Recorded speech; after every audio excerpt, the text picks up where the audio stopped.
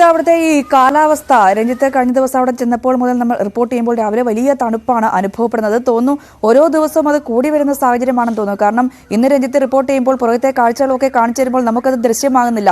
അത്രമാത്രം മൂടൽമഞ്ഞ് അവിടെയുണ്ട്. പക്ഷേ ഇതൊന്നും അവിടേക്ക് എത്തുന്ന ആളുകളുടെ വരവിനെ ബാധിക്കുന്നില്ല എന്നത് ഏറ്റവും ശ്രദ്ധേയമാണല്ലേ. ഓരോ ദിവസവും ആളുകൾ ഇങ്ങനെ കൂടി, ആ ഒരു വരുന്ന ആളുകളുടെ എണ്ണം ഇങ്ങനെ കൂടി വരുന്ന ഒരു സാഹചര്യമാണല്ലേ ഉള്ളത്.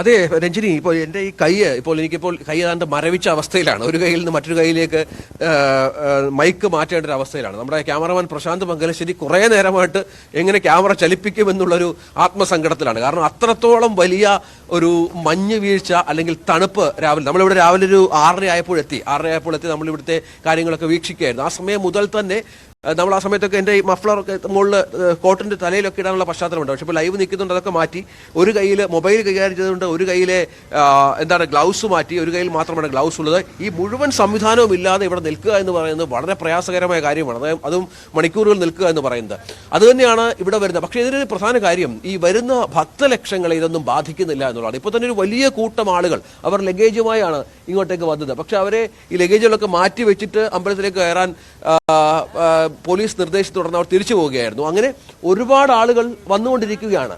നമുക്ക് പ്രതീക്ഷിക്കുന്നത് ഇപ്പോൾ 1,00,000 ആളുകൾ വരെ ഈ വരുന്ന ഓരോ ദിവസവും ഇവിടെ വന്നു മടങ്ങും എന്നുള്ള കണക്ക് നൽകിയിട്ടുണ്ട്. കാരണം അത്രത്തോളം ആളുകൾ നഗരത്തിലെ വിവിധ ഹോട്ടലുകളിലും മറ്റ് അക്കോമഡേഷനുള്ള മറ്റ് സ്ഥലങ്ങളിലും മറ്റുമായി താമസിക്കുന്നുണ്ട് എന്നുള്ളതാണ് ഏറ്റവും പ്രധാനപ്പെട്ട വിവരം. അതുകൊണ്ട് ആളുകളുടെ എണ്ണത്തെ ഈ കാലാവസ്ഥ ബാധിക്കുന്നില്ല. പക്ഷേ ഇന്നലെ നമുക്കൊരു ആശ്വാസം ഉണ്ടായിരുന്നു. ഞാൻ പറഞ്ഞതുപോലെ മകരസംക്രമ ദിവസം ഇവിടെ തണുപ്പ് കുറയും എന്ന് ഇവർ തന്നെ ഉത്തരേന്ത്യക്കാർ തന്നെ നമ്മളോട് പറഞ്ഞിരുന്നു. അതുപോലെ സംഭവിച്ചു. ഇന്നലെ ഉച്ചയ്ക്ക് അത്യാവശ്യം നല്ല വെയിലൊക്കെ അനുഭവപ്പെട്ടിരുന്നു. ചൂട് ഇല്ല എങ്കിൽ പോലും നല്ല വെയിലായിരുന്നു.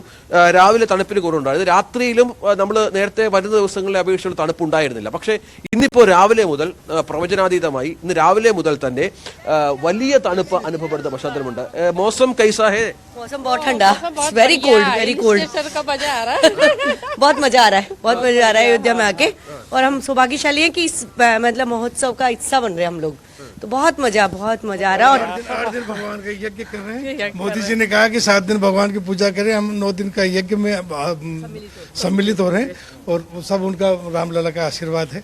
और 22 नवंबर तक यहाँ 22 जनवरी तक यहाँ रहेंगे. भगवान को देखने के लिए मौसम कोई नहीं कोई विषय नहीं है. जब हम सुबह उठ के 5 बजे तैयार हो जाते हैं आने के लिए. कोई रामलला के दर्शन में बैठे हुए हैं तो हमें क्या दिक्कत है?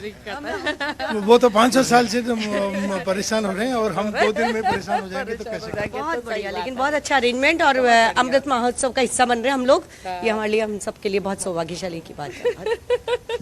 ഇങ്ങനെ അതാണ് ഈ ഇപ്പൊ രഞ്ജിനി ചോദിച്ച ചോദ്യത്തിന്റെ വളരെ കൃത്യമായ ഉത്തരമാണത്. അതായത് ഈ കാലാവസ്ഥ ഇവർക്കൊന്നും പ്രശ്നമല്ല. എന്തുകൊണ്ട് ഭഗവാൻ ഇങ്ങനെ 10,000 വർഷമായി ഇങ്ങനെ പ്രതിഷ്ഠയ്ക്കായി കാത്തിരിക്കുമ്പോൾ ഞങ്ങൾക്ക് 3-4 ദിവസം കഷ്ടപ്പെട്ടാൽ എന്നാണ് വന്ന രാമഭക്തർ ചോദിക്കുന്നത്. അത് തന്നെയാണ് ഇവിടെ വരുന്ന ഓരോരുത്തരുടെയും വികാരം അതാണ്. കാലാവസ്ഥയൊന്നും വിഷയമാക്കാതെ അവർ വന്ന് കണ്ട് രാമനെ തൊഴുത് മടങ്ങുന്നു എന്നുള്ളതാണ്. ഇതാണ് നമ്മുടെ ഒരു പൊതുവികാരം അയോധ്യയിലെ.